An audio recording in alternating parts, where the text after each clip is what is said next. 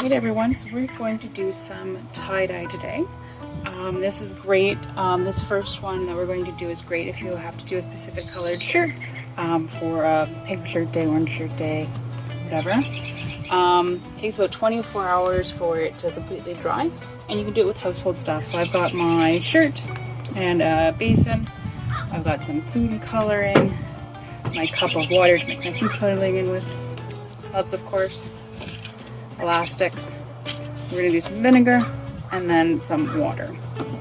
So the first thing we're going to want to do is soak our shirt in a mixture of 4 parts vinegar to 1 part water. So we're going to go ahead and do that.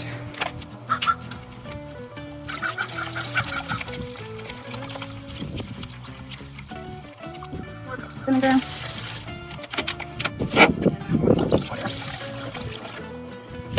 You just want to make sure your shirt is nice and wet.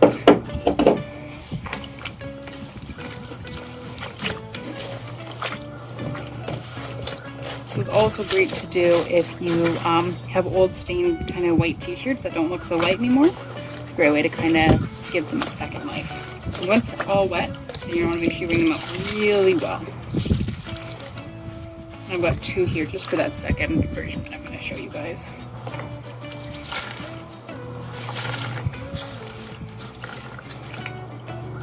Just want to make sure it's damp and not dripping.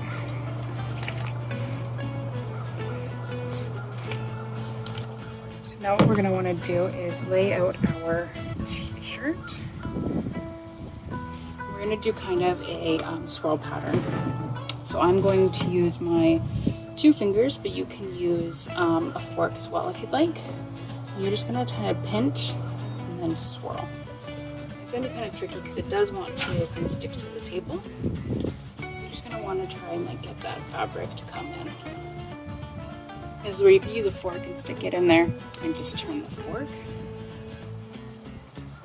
And again, you can be as careful or as not careful as you want to be with this part.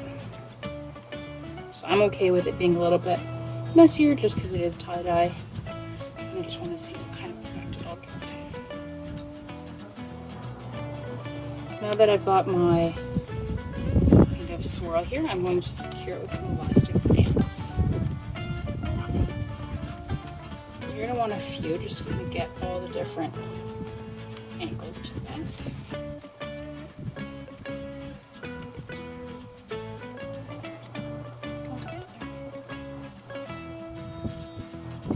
There we go.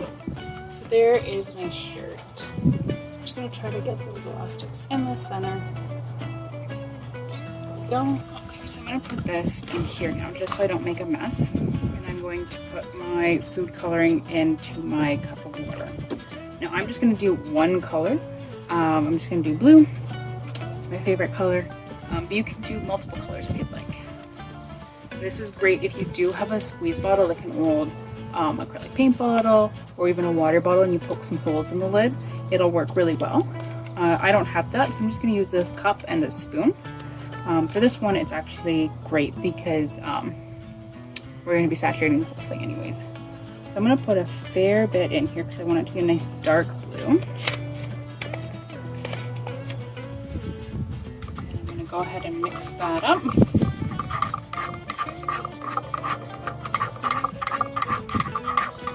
Here's where I'm going to make sure. I probably should have done that before I poured the food coloring, but I'm going to put my gloves on. Keep my hands from getting more colored. Okay.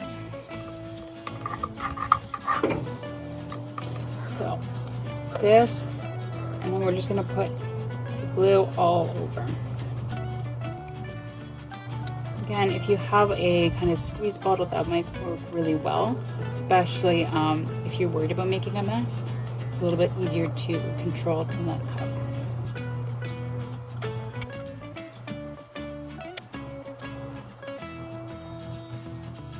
There we go. Now you're going to flip it over and do this side. Again, making sure that you get it everywhere. Cover up any stains that might be on your shirt. You don't have to use a white shirt if you don't have it.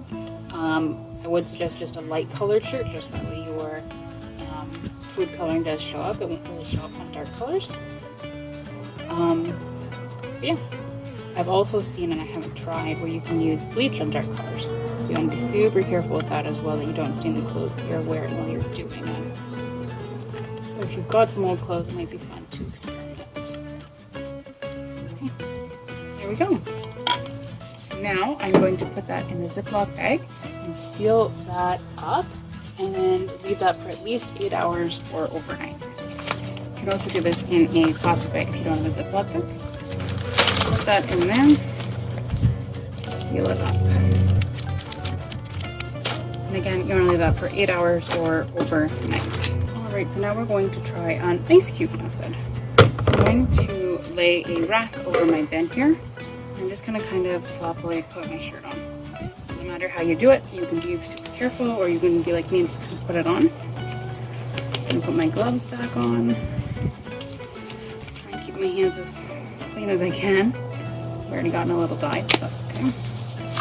Now you're going to take some ice cubes, and you're just going to kind of put them all on the shirt.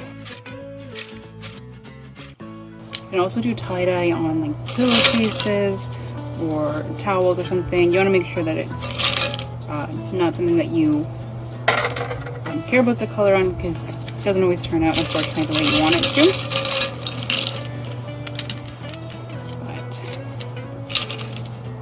Do that. Now you're just going to put a little bit of food coloring over top. So mine are big bottles, so I'm going to use the lid to kind of manage what I'm putting on.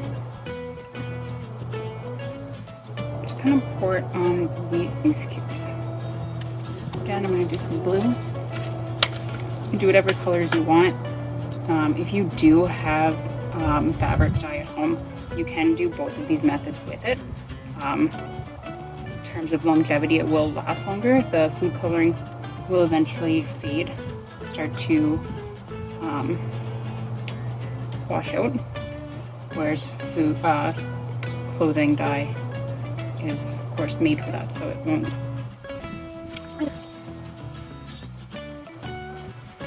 This is great to think about the colors mixing. Do you want them to mix? Don't you want them to mix? This one you kind of don't have a whole lot of choice just because of the way it goes. Noticing that there is a hole here, so I'm going to put another ice cube there. And over here, but you can already start to see the color kind of going onto the shirt.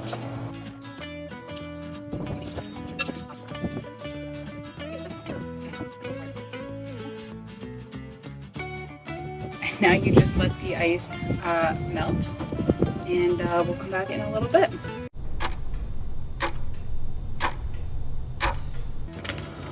Alright, so I've left my shirt overnight, and now we are going to rinse it.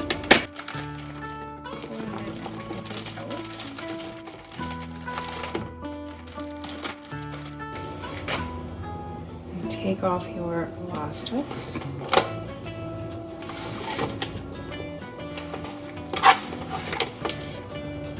Now you're going to want to put some cold water, some ice, and some salt in there, just to make it really nice and cold.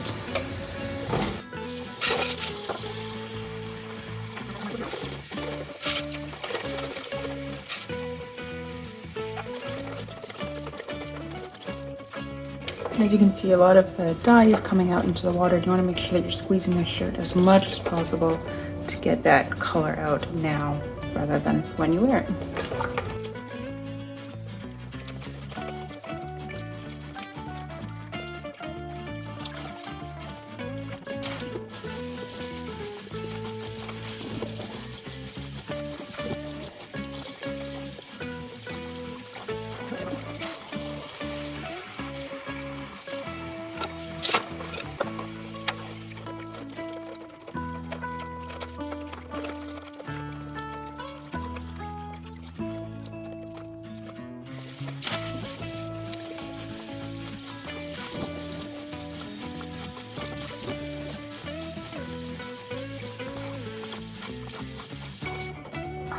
Alright, you might want to wear gloves for the rinsing. It's very cold and Also the dye is still being released, so you can get it over your hands. I'm just gonna hang these up and then we're all set.